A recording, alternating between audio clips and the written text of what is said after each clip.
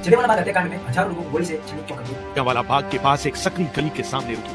एक गाड़ी पर ब्रिगेडियर जनरल रेजिनॉल्ड डायर, अपने ब्रिगेड मेजर मॉर्गन ब्रिक्स और अपने 2 अंगरक्षकों सार्जेंट एंडरसन और पीसी के साथ सवार थे। जब वो बाग के अंदर घुसे तो बैंक क्लर्क ब्रज बैकाल अपनी नज्म फरियाद पढ़ रहे थे। ये कहानी है अप्रैल 1919 की, जिसमें अंग्रेजों द्वारा एक रोलेट एक्ट कानून पास किया गया। इस रोलेट एक्ट के विरोध में गांधी जी द्वारा एक आंदोलन चलाया जा रहा था, जो राष्ट्रव्यापी आंदोलन था। हजारों लोग मारे गए और मासूम बच्चे मारे गए, रहम नहीं किया गया मासूम बच्चे पर। और ये कहानी आज भी भारतीयों के आंखों में पानी भर देती है। क्या आप सोच सकते हैं कि ऐसी जगह जो चारों तरफ से बंद है और उसके अंदर हजारों लोग, और उन हजारों लोगों को उसके अंदर बंद करके अंधाधुंध गोलियों द्वारा उन्हें गोलियों से छल्ली कर दिया गया। नमस्कार दोस्तों, मैं आपके साथ सुरेश कुमार। आज बात करने जा रहे हैं हम जलियांवाला बाग हत्याकांड की, जो 13 अप्रैल 1919 को हुआ था। जलियांवाला बाग हत्याकांड में हजारों लोगों को गोली से छन्नी क्यों कर दिया? ये कहानी है अप्रैल 1919 की, जिसमें अंग्रेजों द्वारा एक रोलेट एक्ट कानून पास किया गया था। इस रोलेट एक्ट के विरोध में गांधी जी द्वारा एक आंदोलन चलाया जा रहा था, जो राष्ट्रव्यापी आंदोलन था, जिसमें लोग इस कानून के खिलाफ आवाज उठा रहे थे। पहले हम जानते हैं रोलेट एक्ट के बारे में। रोलेट एक्ट क्या था? इसमें यह था कि जो सरकार की जो नीतियां होती थी, उसमें जो भी राजनीतिक गतिविधियों से संबंधित चीजें होती थी, जो उनके खिलाफ चीजें होती थी, राजनीतिक गतिविधियां, प्लस जो राजनीतिक कैदी होते थे, उनको 2 साल तक बिना मुकदमा चलाए जेल में रखा गया था। इससे लोगों में आक्रोश छिड़ गया कि ये गलत है। इस एक्ट के खिलाफ 6 अप्रैल को हड़ताल होनी थी, लेकिन उससे पहले ही अंग्रेजों ने मार्शल लॉ शुरू कर दिया। क्या था मार्शल लॉ? मार्शल लॉ हम जैसे कि एक उदाहरण के माध्यम से समझ सकते हैं कि एक कर्फ्यू लगा दिया गया। जैसे कि कोरोना वायरस में सब लोग घर के अंदर थे, वैसे ही उस टाइम एक मार्शल लॉ हुआ करता था। उसमें लोगों को घर से बाहर निकलने की अनुमति नहीं थी, जो कि अंग्रेजों द्वारा लगाया गया था। 13 अप्रैल 1919 कुछ लोग वहाँ, जो पंजाब में अमृतसर जगह है, वहाँ है जलियांवाला बाग। उस जलियांवाला बाग में कुछ लोग वैसाखी मेले के कारण इकट्ठा हुए थे, और कुछ लोग जो रोलेट एक्ट था इसके विरोध में इकट्ठा हुए थे। लेकिन ये बात थोड़ा शहर से बाहर होने के कारण लोगों को ज्ञात नहीं था कि मार्शल लॉ लागू हो गया।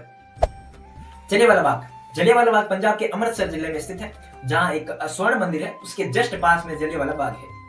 तो उसमें कुछ लोग शांतिपूर्ण अपना जो जुलूस है वो निकाल रहे थे, लेकिन उसी वक्त एंट्री होती है जनरल डायर की। लेकिन एक खास बात है कि जो जलियांवाला बाग है वो चारों तरफ से दीवार बंद था, मतलब उसके चारों तरफ दीवारें थी, बहुत ऊंची ऊंची दीवारें थी, जिसमें कोई भाग नहीं सकता या कूद नहीं सकता था। उसमें घुसने का एक ही रास्ता था, जो रास्ता जनरल डायर घुसते ही वो रास्ता बंद करवा दिया गया। जनरल डायर जो कि जलियांवाला बाग में अपने सैनिकों के साथ पहुंचते ही, जैसे कि मैंने बताया, गेट बंद करवा दिया। गेट बंद, एक ही गेट था, उसको बंद करवा दिया। गेट बंद करवाते ही खड़ा रहकर सिर्फ एक ही आवाज बोली, फायर।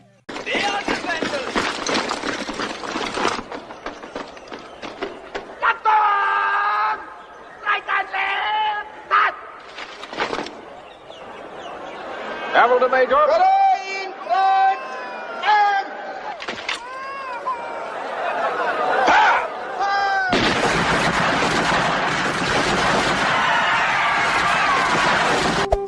जनरल डायर के फायर कहते ही उसके जो सैनिक थे उन्होंने अंधाधुंध वहां गोलियां चलानी शुरू कर दी। वहां पर छोटे छोटे बच्चे थे, उन पर भी रहम नहीं किया गया, और वहां पर जो लोग थे वो अपनी जान बचाने के लिए दीवारों पर चढ़ने लगे, लेकिन उनको गोलियों से मार दिया गया।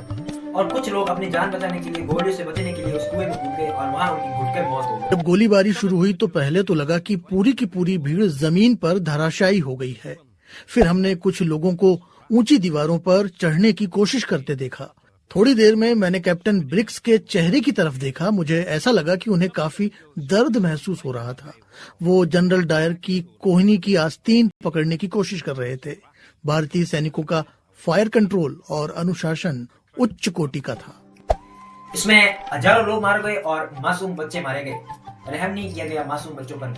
और ये कहानी आज भी भारतीयों के आंखों में पानी भर देती है। इनके पास जो राइफल्स थी, 303 बुलेट्स फायर कर रहे थे, और वो ली एनफील्ड राइफल्स थी जिनकी रेंज 3000 गज तक थी। तो ये जब 300 फुट, तो बिल्कुल पॉइंट ब्लैंक हो गई उसके साथ। तो बड़ी एक्यूरेट फायरिंग थी, और बुलेट्स भी ऐसी थी, अगर तो वो बॉडी में जाके अगर किसी बोन के साथ टकराएं या किसी ऑर्गन के साथ टकराएं तो एकदम से फट जाती थी। तो ये थी जलियांवाला बाग हत्याकांड की पूरी कहानी। उम्मीद करता हूँ आपको वीडियो पसंद आया होगा। अगर वीडियो पसंद आया है तो एक सब्सक्राइब जरूर करें, प्लस वीडियो को शेयर जरूर कर दें। धन्यवाद।